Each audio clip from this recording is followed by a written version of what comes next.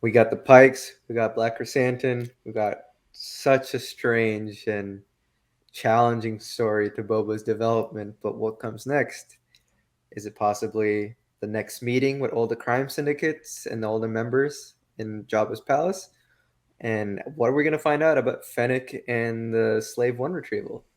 Check out and find out what we're going to say in this Star Wars Lads speculation video starting right now.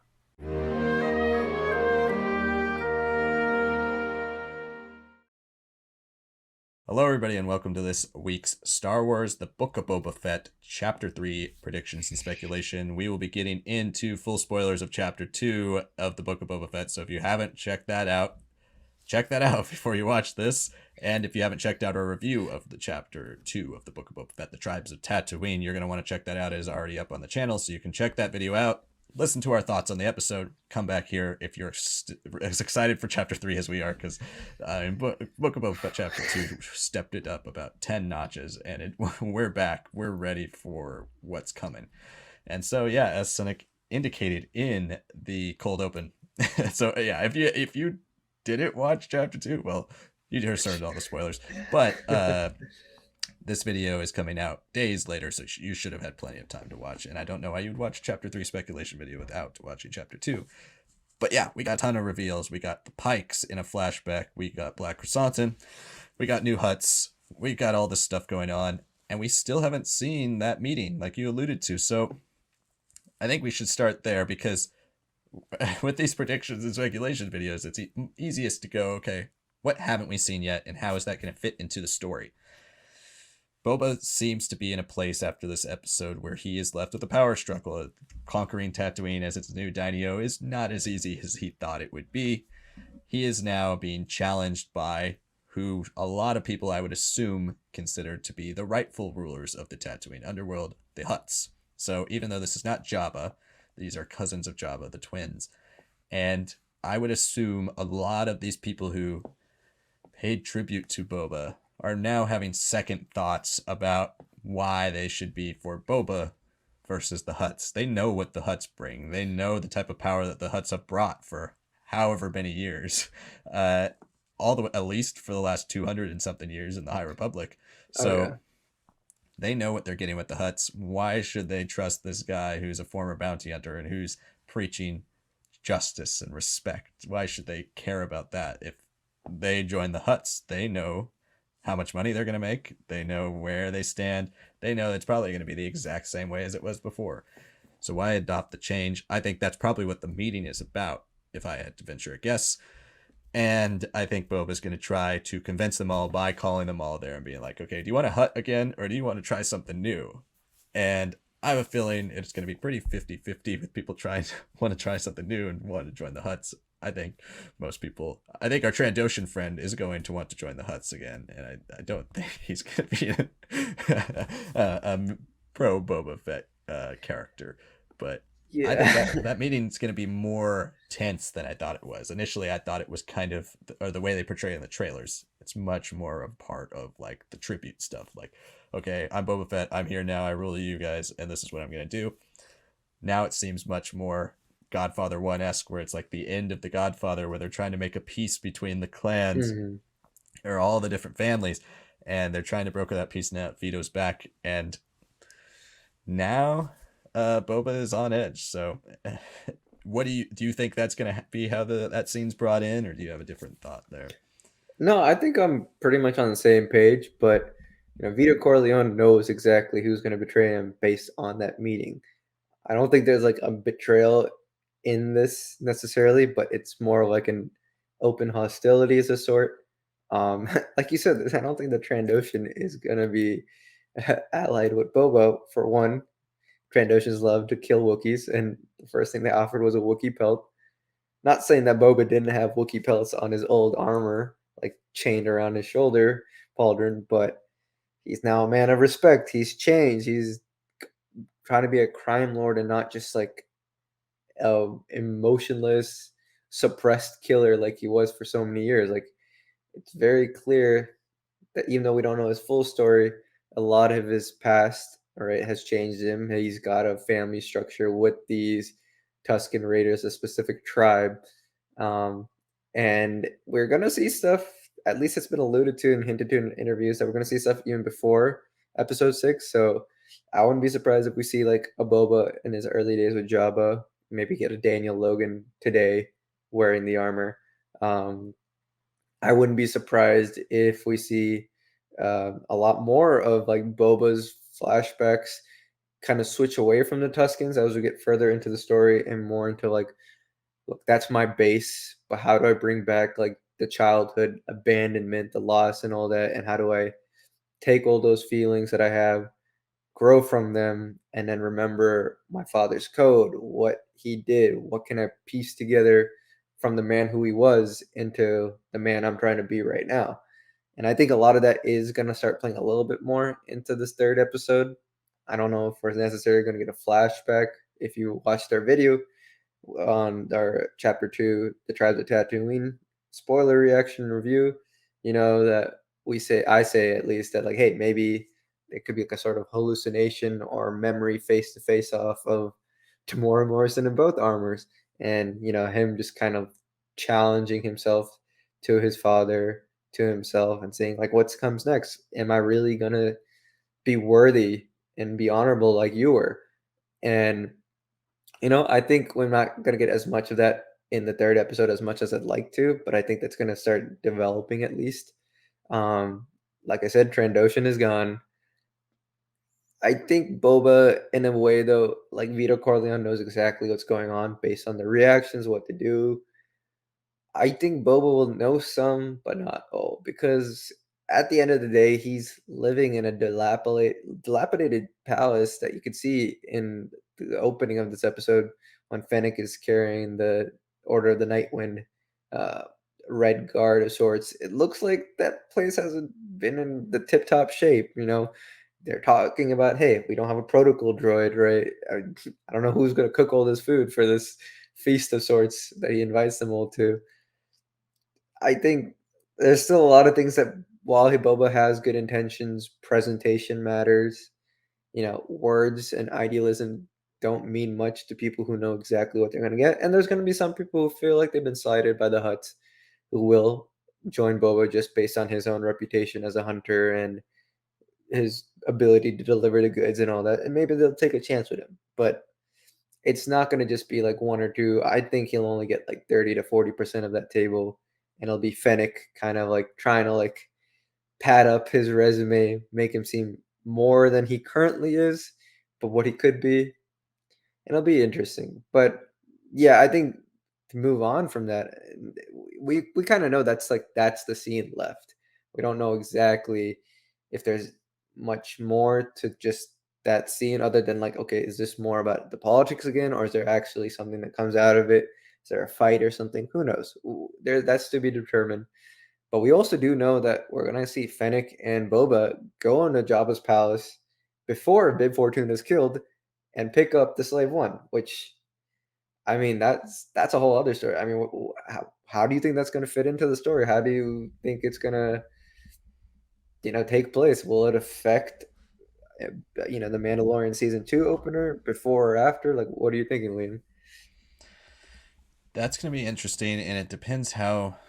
I feel like we need at least one more episode with Boba and the Tuskens before we move into Boba flashback leading into Mandalorian.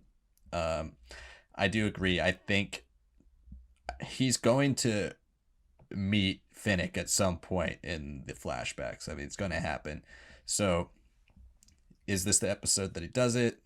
I don't know. I think if I had to guess the way the flashbacks are structured, I think we're going to get an episode in this where he's dealing a little bit more with maybe that biker gang, maybe something with other Tuscan tribes. Maybe we get to see certain tribes unite. They talk about we're just one of many tribes with many different customs. Maybe Boba is able to unify some of these peoples, and see, as we get closer to the Mandalorian, he's got this army of Tuscans that he's not really calling on. He doesn't really want to call on, but if he has to, they're going to be there fighting for him. It'll be interesting to see how that works. Maybe Finnick is running from somebody and ends up just stumbling across their tribe. Maybe there's a bounty put on Boba if people find out, and Finnick comes after him to kill him. Something like that. I think will be our introduction to Fennec, but I feel like it'll be. I would say I would hesitate to say 3 will be when we see the slave one or see him retrieve the slave one in a flashback. I think 4 would be a good place for that, and I think 5 would be like we could unify the flashback timeline with the main show and have the Tuskens now reintroduced to the main show in around episode 5 or 6, and now we have no more flashbacks because the story's emerged. That's kind of how I see it. But I don't know. I think that's a really interesting shot because to me, at least from the 2 episodes we've seen, that does seem very far off if it's in a flashback. But if it's in the present day, I could see him being like, okay, I'm not taking any more from these huts. I'm just going after them, and I've got to show my strength by bombing them or destroying their ship or doing something. It doesn't. I think with the lore they've set up for the Tuskens, though, I don't really want to see them leave Tatooine in this. I want everything to really be on Tatooine, or if it's not on Tatooine, I don't want it to be involving Boba Fett as much. I think we're going to see the Slave One at parts because it is the Slave One and it's so iconic and it's part of Boba Fett and his DNA. But yeah, I don't know. Any thoughts there on how you see that unfolding? Yeah, because when I came into this, I was thinking, all right, Kenobi's going to be the smaller Tatooine focused story. Boba will feel like, yeah, we're going to do some stuff flashback wise. It's just going to happen, sure, just because decades of wanting to find out his backstory. And then we're just going to jump into it. But we will, I don't know. Boba's also been in development way before Mandalorian. So I always expected that concept to still kind of just be transplanted over, but it's clear that they've actually taken some genuine new direction with this character intentionally so this show, I agree, I could see it be smaller. uh he doesn't have much in a way of like defense and stability to like easily just leave the planet and then come back and be like, "Hey, why didn't you lock the door?" It's like, "Well, you left a droid in charge of, like, the whole thing, and there's no one else, and other than the 2 Gamorreans who are, like, now dead or something," right? That I feel like that could be the issue there. So I could see it still being Tatooine focused. I don't know if I want it to be entirely Tatooine focused because there's so much about Boba that feels like he leaves the planet in Mandalorian, so he's clearly willing to do that. I think there are some games that he has to play, timing that he has to be considerate of. We'll see how that goes. In terms of like, as you said, maybe is that a episode 4 instead of episode 3 with Fennec and Slave One and the retrieval? Yeah, I could believe that, but I also do think that Lucasfilm tends to like put older stuff, even Marvel shows too, that are like in the earliest episodes. So, but then that also raises the question, like, he's maybe been with these tribes for at most a month, right? What is he doing for, let's say, 4.5 years? Like, is he just unifying? Is he doing all these things? Are we gonna see all that? Are we just gonna have a little bit of a jump? Who knows? It is kind of the question of the day, especially since this one doesn't advance. Episode 2 doesn't advance as much time wise as I was thinking it might have, but that's not to say I was disappointed. I thought it was perfect pacing, and really showed that like even in his initial journey with these Tusken Raiders, he grows so much. The question is, are they going to let him grow on screen, or are they going to jump ahead in time to get more closer to that Mandalorian era instead of being in this gray area between Return of the Jedi and the Mandalorian between those 5 years? It's tough. I don't know if I would mind it. Like, I wanna see more, but at the same time, I'm like, I I want us to start switching the balance onto the present day story, and I don't want the flashbacks to disappear, but I'd like them to be a little bit more like, those earliest childhood memories when they suddenly appear in your mind, you can, like, feel it in your body, feel the sensation, the smell a second, but it's like it blinks out instantly, and I want that to kinda happen with his father, and then, as you said, Tusken Raiders and the tribes and everyone be blended into present day, and to get there, maybe some time jump is required to happen. Like we can have a little bit more exposition. We can see maybe a montage of him helping out the chieftain to unite all these Tuscans. Maybe there is some warfare. Some of them don't want to join them. Maybe some do. At the very least, there's like some sort of alliance built up, and we get to see the politics, at least from the ground level. You know, the grassroots, the guerrilla perspective of Tatooine shift dramatically. The people like the Pikes, the Huts, you know, just anyone in the underworld suddenly kind of shifts away from the assumed way of doing things. Maybe we'll see a little bit more of that developing relationship between humans and Tusken Raiders.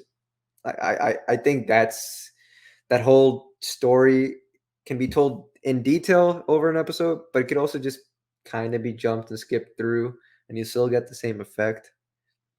I wouldn't mind either way. Yeah, I feel like he got, and this is no criticism because I thought this episode was perfectly paced as well.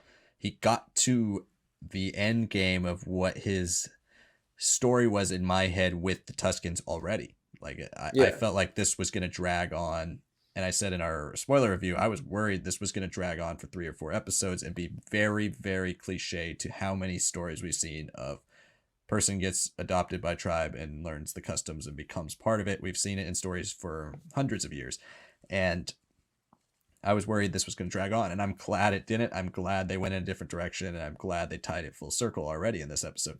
So now, where do the flashbacks go? I think, I could see him still being involved with the Tuscans by earning his stripes a bit more, doing more. He's the bridge for them currently, with them being a tribal people who don't know the modern off-world technology and the modern off-world technology. He's promises at the end of this episode that he's going to make them powerful, that he's going to, deliver this technology to them. I could see him slowly starting to gain that image of some type of, like, where the people in homesteads are like, there's this new guy, there's this new Tuscan out there who's just using these modern blasters, who can fly speeders, who can fly ships, who can knows how to do all this stuff, and they're like afraid of him. He's like a boogeyman type figure, and maybe yeah, someone like Fennec is hired to yeah, kill him. That starts and then she's like, "Oh, you're Boba Fett." Like, no one knew where you were. Like, everybody thought you were dead. And then he hears about his armor at some point, and like, where, I've always found it weird, like, why he goes after his armor when Din gets it, like, and he flies to another planet to get it, but when I'm blanking on his name, Cobb Vanth has it in this town and he's been there and he's wearing it all the time, like, very blatantly. Why Boba doesn't take it from him then if he really wants his yeah. armor back? I feel like has to be explained a little. And the Finnick Boba thing, they have such a friendly relationship in The Mandalorian and in this. There's got to be a little bit more of that built in. So I would like to see the flashbacks start to transition to that point, and hopefully we'll get there pretty naturally instead of in a rushed way. But also, yeah, 4.5 years possibly at this point. Yeah. Like, where is this going? I mean, just building off what you said, like it does feel like his story, even visually, has reached the Mandalorian time, even if we know it isn't there yet. Like he's in the robes, he looks like he is. But at the same time, it does raise some questions to me because when we see him in Mandalorian season 2, it feels like he has some stranger, weirder scarring on his face than he does here. It makes me question that, like, if we've already reached visually what we think is the Mandalorian look, what are we surprising us with? Like, is he ever gonna possibly wear like a Tusken Raider like head garb, like mask on it? Like, I feel like that's a huge part of their culture to not show your face, and he understands that more than the average person in the galaxy. So in a way, maybe just wearing that kind of like make him drive to like want to find his armor. He knows it's been stripped of him. Maybe he starts like trying to find it from the Jawas, and then he finds out, hey, Cobb Vanth has it, but he clearly knows Cobb also does have it. So I think there's a little bit of the honor code, like he's using it for the right thing. When I need it, maybe I'll get it. But maybe at the same time, because he's wearing this Tusken Raider mask, he's doing all these things with the tribes, uniting them. building them up to what they could be more, that he starts maybe longing for, like, hey, I'm I I've done so much, but in the end there's something deeper in me that these characters will never understand what that armor means to me, my father. Right now we've got so much of a focus on what these Tusken Raiders mean to him, and that's wonderful. But I think, like you said, they'll be merged into the main timeline, the present day, and then what kind of comes out, I think, is left is really the flashbacks. We've been getting. We didn't just get a shot of Camino in the last episode for no reason, and it's already showed up again. We've seen Camino when he sees his father leaving or coming back. Like, there's something so deeply imprinted that maybe those flashbacks now become, even if they're not as lengthy, they're just powerful and evocative, and they come in sporadic bursts and make him think of, like, that was the life that I could have had. That is the life that I was being trained for, and it was gone. And now I have to honor my father. I've done the right thing. I've returned to not being this guy who only works for money and the cold, ruthless killer. Now I am somewhat closer to a whole man. And now the last thing for me to do is to honor my father and his way and become something even more. Take that next leap in my transformation. Yeah, I completely agree. I think I was gonna go there too with the helmet about because we that was the first thing I thought of was, oh man, I can't wait to see Tamara Morrison with the Tuscan head like mask, or see how it's put on, like the stuff we don't ever think about until you see it and you're like, oh, that's cool. I wanted to see how a Gappy Six made. I didn't know I wanted to see that.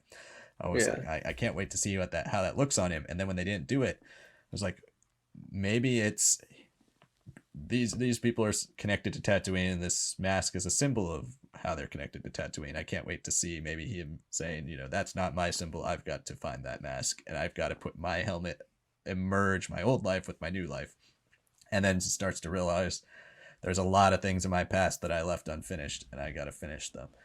I think that's a cool angle. He's also at some point he's going to find out Jabba's dead because he doesn't know Jabba's dead. Like, how does Yeah, that that's play a right. part in what he Yeah. decides to do, becoming the new Daimyo? Like, I doubt that was in his plans before, unless we get a flashback past the Tuscan stuff to see like him like have it. I feel like that would be a little goofy, like some type of monologue, like I've always wanted to rule everything, and now's my chance. I'm gonna turn on Jabba after this, and No, that no. would be dumb. I think there's Yeah. something there with Bib Fortuna maybe that it would be Okay. interesting to see.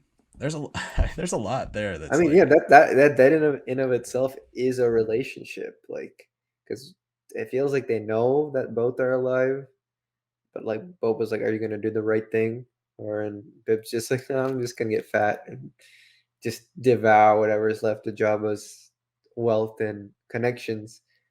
But yeah, you're right. There's something more. There's something more that, like, even we and there's can't even a touch on. line in here that where he's like, you're sitting on your old throne in chapter 2 where he's like, you're sitting on your old master's throne. He's like, Bib Fortuna was not my master, Jabba Yeah. was. And he's like, well, it's Jabba's throne. So there's some type of connection there. I would like to see that fleshed out. It seems like there's a lot of detail here, especially with like connecting the bounty hunter life with the Tuscan life. How does that move forward? I don't know. It's interesting. It's interesting because they've given so much character to not just Boba as a Tuscan, but the Tuskens themselves, that to just move off of them and go off planet seems weird at this point. But at the same time, there's so many things to connect. It'll be interesting. And if it has, maybe this season is a multi-season plan. Or, I mean, the show is a multi-season plan, and maybe they're planning on touching on some of that stuff later. But I don't know. It's weird. It's interesting. It's gonna be seeing how they touch on all this stuff, and we haven't even talked about. I feel like it's a good way to finish the video too, with like the twins and like who are they? Yeah. What is Black Krrsantan doing here? Last time we saw the Hutts, besides Jabba, they were all destroyed by the Empire in War of the Bounty Hunters, or Mhm. we're led to believe that everybody except Yeah. Jabba, or at least the whole council, there are still Hutts on Now Hutta, but the Hutts are all the leaders of the Hutts are all killed besides Jabba, and Jabba's basically taken over everything. Well, now that Jabba's dead, there's a power vacuum in the Hutt like world in general, and they allude to that a bit in this with talking about when I'm forgetting the Twi'lek's name, but she's like, yeah, there's these Huts who are coming for your your power, and he's like, no, the Huts are too busy talking on Nal Hutta about what's going on there, and then they show up. So who are these people? How they're all connected? Are there going to be? I mean, I'm hoping more bounty hunters show up, but it is interesting. I didn't think about the Huts being the villains in this really because of way more of the bounty hunters was done. It kind of felt like their story was wrapped up, and with Jabba being like the Hutt, he's now wrapped up. And where are they going with that? Also, I mean, with Boku being attached to Crimson Dawn, we're getting Pike stuff. We're getting like all these little threads of former connections to possible Crimson Dawn reveals. I still think if we get a Crimson Dawn reveal, it is going to be the last episode, and it's going to be a tease for season 2. Right, right. But yeah, it makes you think. Like I did not expect to see two Hutts being carried around on a litter and like being the main antagonist of the show, seemingly. But I don't know. They don't feel threatening to me in a way that I would think of like, okay, this is a child. Like they're threatening because of their big slugs, but then there's a whole question of like, why didn't they come for Bib Fortuna before? Why would they let him, enjoy his luxury for 5, 6 years? And part of me thinks that if you really think about it, everyone who was witness to Jabba's death was on the skiff and it's exploded at the end. Maybe Boba listens and hears while he's being digested before he falls in consciousness. Maybe, who knows? But like, yeah, if he does or doesn't know, that doesn't really change his story too much so far until he finally does. But everyone else there is either exploded or is our heroes in episode 6. In a way, I feel like because everyone else is dead and he could kind of live off of like saying, "Oh yeah, Jabba's here," "Oh yeah, he's just preoccupied. He's in a spice haze or something. Like he's not to be disturbed." And he could coast off of that for a bit until maybe Boba finds out and he's in connection, and maybe Bib tries to put it over him that like, "Oh, you owe everything to Jabba. You failed to protect him, and this is all your fault." And that obviously creates a lot more antagonism between them. Maybe there's ways to connect these threads. Maybe we're close. Maybe we're just completely off. But there's at least in this Tatooine story, I think you have to consider with the introduction of these twins.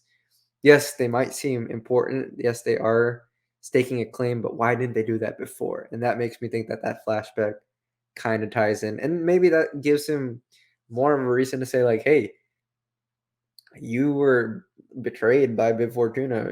If you want to come before. I was following just natural order of things. He messed up. I took over. What honor, what respect, and now you're stepping on my property that I've taken for myself, fair and square. You had a chance before, but you blindly trusted this Twi'lek who just engorged himself.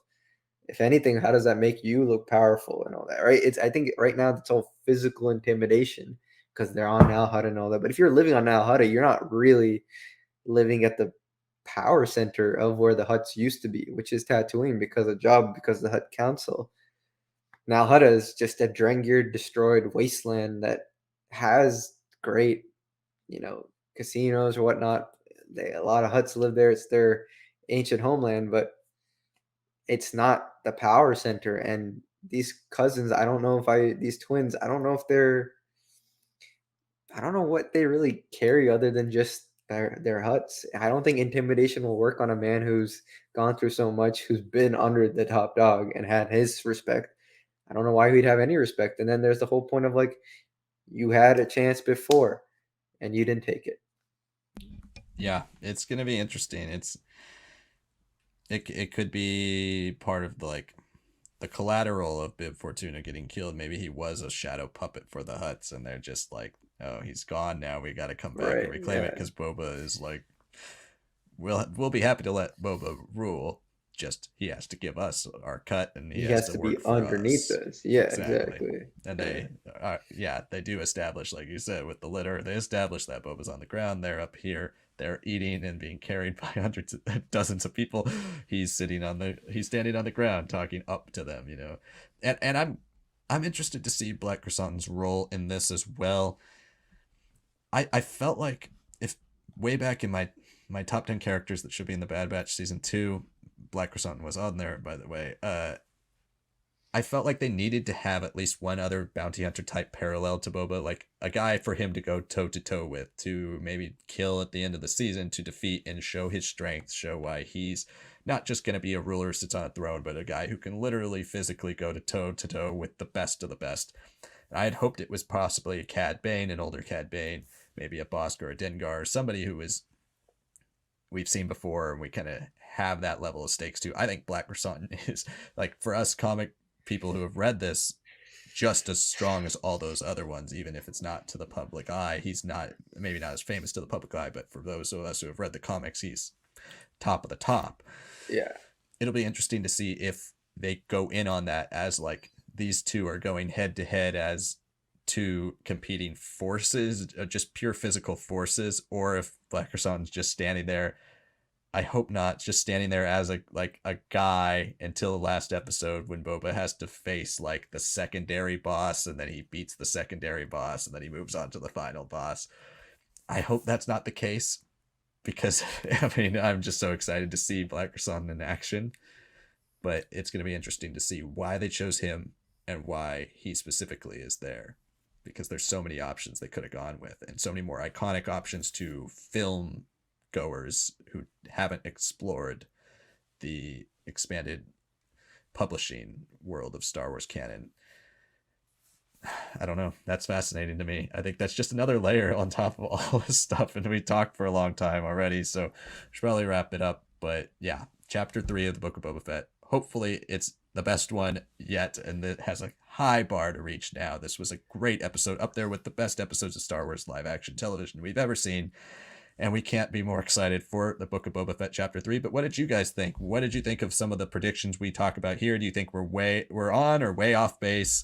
Do you think you have some other ideas for ways that certain elements of the show we've seen in trailers and have been hinted at in this right now can be attached? Do you have some other theories for people who are going to show up, or things that are going to happen? Again, we talked briefly at the end of last episode about that girl that was shown in one of the trailers. She's still not here. Who's that? What's going on? There's still some things that haven't been explored. Will we see it all in episode 3, or will they drag it out throughout the season? Who knows? But anyway, chapter 2 was so good, and let us know down below what you thought of all that. If you haven't yet, please hit that like button and subscribe to the channel as well for continual Book of Boba Fett coverage. We'll be doing these types of videos as well as reviews on the morning of every single week until the Book of Boba Fett is over. And then please follow us on social media at Star Wars Lads on Facebook, Instagram, and TikTok. So thank you so much for watching. We'll see you next time for the next Book of Boba Fett stuff. Chapter 3, bring it on. We can't wait for it. Thanks for watching. We'll see you next time.